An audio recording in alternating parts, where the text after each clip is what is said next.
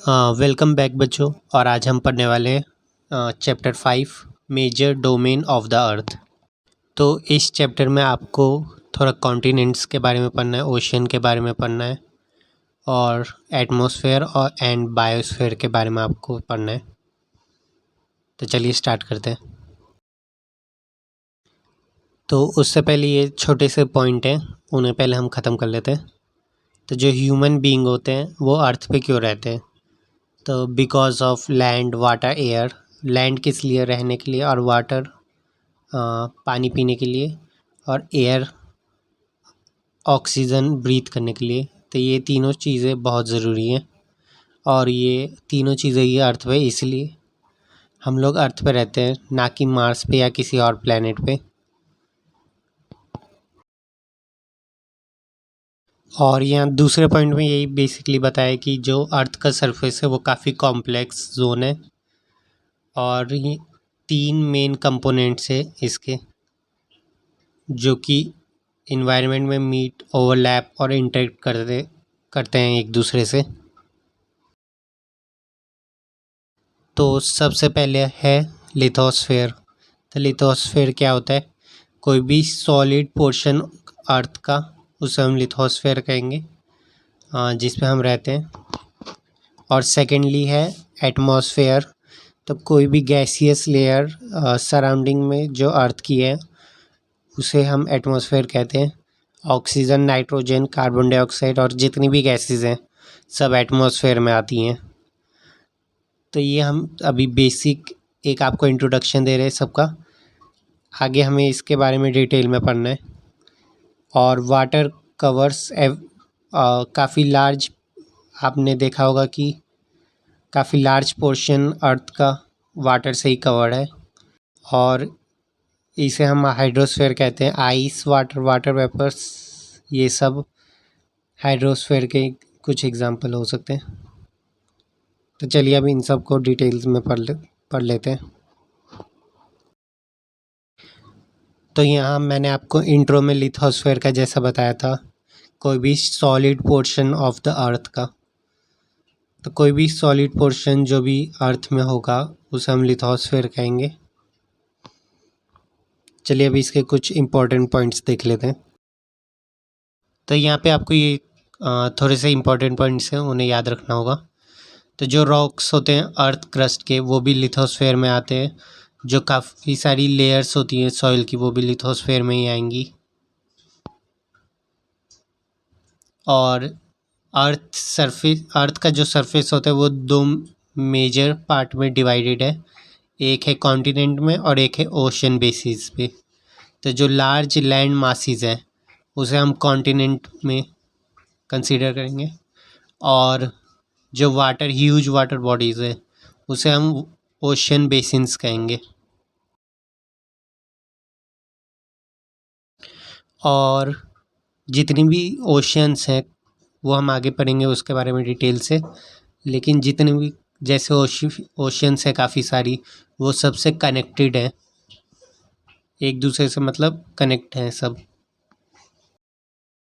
और यहाँ पे अगला पॉइंट है, हाईएस्ट माउंटेन पीक है माउंट एवरेस्ट की, जो कि है 8,848 metres above the sea level. तो ये सी लेवल से इतना ऊंचा है। और जो ग्रेटेस्ट डेप्थ है वो 11,022 मीटर्स है। और ये कहाँ की है? तो ये मरीना ट्रेंट की है और ये कहाँ पे पड़ता है? In Pacific ocean. तो जो पैसिफिक ओशन है वहाँ मरीना ट्रेंट पड़ता है और उसकी डेप्थ सबसे ज़्यादा है। और यहाँ पे एक छोटा सा नोट है, ये आप याद रख लीजिएगा कि माउंट एवरेस्ट पे सबसे पहले कौन चढ़ा था। तो सबसे पहले जो चढ़ा था वो एडमंड हिलरी था, जो कि न्यूजीलैंड का रहने वाला था। और इंडिया में पहले सबसे पहले कौन चला था? तो वो था टेंजिंग, जो कि इंडिया में सबसे पहले चढ़ा था माउंट एवरेस्ट पे। और वुमेन में पहली बार कौन चढ़ा था? तो वो था जोंको टोबे, जापान की थी रहने वाली। ये थी पहली महिला जो माउंट एवरेस्ट पे चढ़ी थी। कब चढ़ी थी? 16 मई 1975 में। और इंडिया की फर्स्ट वुमेन थी, वो थी बचेंद्री पाल, जो कि 33 मई 1984 को चढ़ी थी। तो ये कुछ इम्पोर्टेंट डेट्स और इम्पोर्टेंट पर्सन्स हैं, तो इन्हें आप याद रखिएगा। तो अगला टॉपिक है हमारा कॉन्टिनेंट, और कॉन्टिनेंट्स 7 है। Asia, Europe, Africa, north America, south America, Australia and Antarctica. तो इन सब के बारे में हमें थोड़ा सा डिटेल में पढ़ना है। तो चलिए, सबसे पहले एशिया। तो एशिया लार्जेस्ट कॉन्टिनेंट है। तो जो ये एशिया है, ये 1/3 है टोटल लैंड का। तो मतलब ये 1/3 इसने पूरा कवर कर रखा है अर्थ का, जो लैंड मास है उसके हिसाब से। और ये ईस्टर्न हेमिस्फेयर में पड़ता है, और यहाँ से ट्रॉपिकल ऑफ कैंसर जो होता है वो पास करता है। हमने ट्रॉपिक ऑफ कैंसर पिछले चैप्टर्स में पढ़ा होगा। और जो एशिया है वो यूरोप से कनेक्टेड है। हाँ, और उस माउंटेन का जो नाम है जिससे ये कनेक्टेड है वो उड़ल माउंटेन ऑन द वेस्ट। तो ये आप देख सकते हैं, इसकी ये इमेज देख सकते हैं कितना मतलब पतला सा दिख रहा है आपको मैप में, लेकिन ये असली में काफ़ी बड़ा है। तो यही है, ये लोकेशन आप याद रखिएगा। अगर हो सके तो एक आप मैप पे इसे शो कर दीजिएगा अपनी कॉपी में। और जो कंबाइन लैंड मास है यूरोप एंड एशिया का, उसे हम यूरेशिया कहते हैं। मतलब कि यूरोप का जितना भी लैंड है वो, और एशिया का जितना भी लैंड हुआ, इन दोनों को मिला के हम इसे यूरेशिया कहेंगे। तो अगला कॉन्टिनेंट है हमारा यूरोप। ये स्मॉलर है एशिया से, मतलब एशिया से छोटा है ये, और ये एशिया के वेस्ट में पड़ता है। मतलब एशिया जहाँ है उसका जो वेस्ट है वहाँ से यूरोप कनेक्टेड है या स्टार्टेड है, आप कह सकते हैं। और जो आर्कटिक सर्कल है वो भी यूरोप से पास करता है, हमने पिछले चैप्टर में ये भी पढ़ा होगा। और ये 3 साइड से वाटर से कवर है और 1 साइडेड लैंड से कवर है। मतलब इसकी जो बाउंड्रीज हैं वो तीनों साइड वाटर से कवर्ड है और एक साइड लैंड से है। और अगला कॉन्टिनेंट हमारा अफ्रीका है, जो सेकंड लार्जेस्ट कॉन्टिनेंट है, और ये एशिया के बाद ही आता है।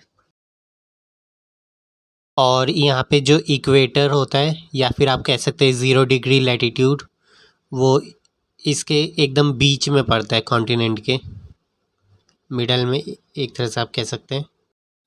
और इसके अगले पॉइंट में यही लिखा है कि अफ्रीका का जो लार्ज पार्ट है वो नॉर्दर्न हेमिस्फीयर में पाया जाता है। और ये एक ऐसा लौता कॉन्टिनेंट है जिस पे से Tropic of Capricorn, Tropic of Cancer और इक्वेटर तीनों पास करते हैं।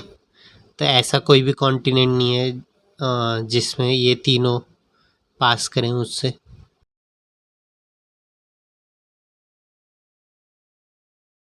और अफ्रीका में सबसे बड़ा डेजर्ट भी पाया जाता है, सहारा डेजर्ट, जो कि वर्ल्ड में सबसे बड़ा डेजर्ट है। और इसकी जो सारी बाउंड्रीज है वो रिवर से कनेक्टेड है, तो ये किसी भी और दूसरे देश से कनेक्टेड नहीं है। और इसमें इस देश में देश में नहीं, कॉन्टिनेंट या देश भी आप कह सकते हैं, सबसे लंबी नदी होती है नील नदी, वो फ्लो करती है। तो ये आप लिख लीजिएगा कि सबसे ज़्यादा longest river in the world में नील नदी है। और यहाँ पे हमारा अगला कॉन्टिनेंट है नॉर्थ अमेरिका। तो ये थर्ड लार्जेस्ट कॉन्टिनेंट है, और ये साउथ अमेरिका से लिंक्ड है। बहुत पतली सी नैरो स्ट्रिप कह सकते हैं आप। तो इसे उन जगहों का क्या नाम है, इस्थमस एंड पनामा। आप मैप पे ढूंढ के बताइएगा कहाँ पे लाया करता है। और ये कम्प्लीटली नॉर्दर्न और वेस्टर्न हेमिस्फीयर में पड़ता है। और इसमें नॉर्थ अमेरिका में तो बस इतना ही है। आगे अब हम आपको पढ़ाएंगे साउथ अमेरिका। तो south America basically southern hemisphere में पड़ता है और इसकी बाउंड्रीज 2 ओशंस से कनेक्ट हैं, एक ईस्टर्न है एक वेस्टर्न। मतलब एक ईस्टर्न साइड पे कनेक्टेड है और एक वेस्टर्न साइड पे कनेक्टेड है। ओशन का हम आपको आगे पढ़ाएंगे। तो इसमें हम बेसिकली साउदर्न अमेरिका के कुछ पॉइंट डिस्कस कर लेते हैं। और इस कॉन्टिनेंट में सबसे बड़ा माउंटेन है लॉन्गेस्ट रेंज का, तो उसे हम उसका नाम एंडेस्ट है और ये काफ़ी बड़ा है। तो और ज़्यादातर आपको साउथ अमेरिका के बारे में कुछ जानना नहीं है। तो बढ़ते हैं नेक्स्ट कॉन्टिनेंट में। और अगला है ऑस्ट्रेलिया। तो ये एक सबसे स्मॉलेस्ट कॉन्टिनेंट यही है और ये साउदर्न हेमिस्फीयर में पड़ता है और ये भी चारों दिशाओं से ओशन से कनेक्टेड है। मतलब इसकी भी बाउंड्रीज जो हैं वहाँ लैंड नहीं है। और इसी कारण से इसे आइसलैंड कॉन्टिनेंट भी कहते हैं। और अगला है अंटार्कटिका जो कि लास्ट है। तो ये साउदर्न हेमिस्फीयर में पड़ता है और ये काफ़ी ह्यूज कॉन्टिनेंट है। और जो साउथ पोल है वो इस कॉन्टिनेंट के एकदम सेंटर में लाई करता है, जिसके कारण ये काफ़ी कोल्ड एरिया भी है और ये काफ़ी ज़्यादा क्या कह सकते हैं आइस से कवर्ड है।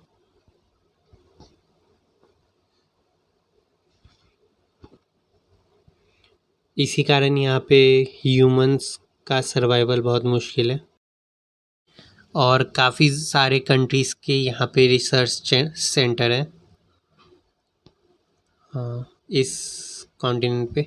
और इंडिया का भी है जिसका नाम मैत्री एंड दक्षिण गंगोत्री है। और यहाँ पे हमारा सारा लिथोस्फीयर और कॉन्टिनेंट्स का सब कंप्लीट हो गया है। तो अगली वीडियो में हम हाइड्रोस्फीयर और बायोस्फीयर कंप्लीट कर लेंगे और उसमें थोड़ा सा ओशन के भी बारे में आपको जानना है, तो वो सब अगली वीडियो में हम कंप्लीट कर लेंगे। तो आज की वीडियो के लिए बस इतना ही। मिलते हैं आपसे अगली वीडियो में। Thank you for watching.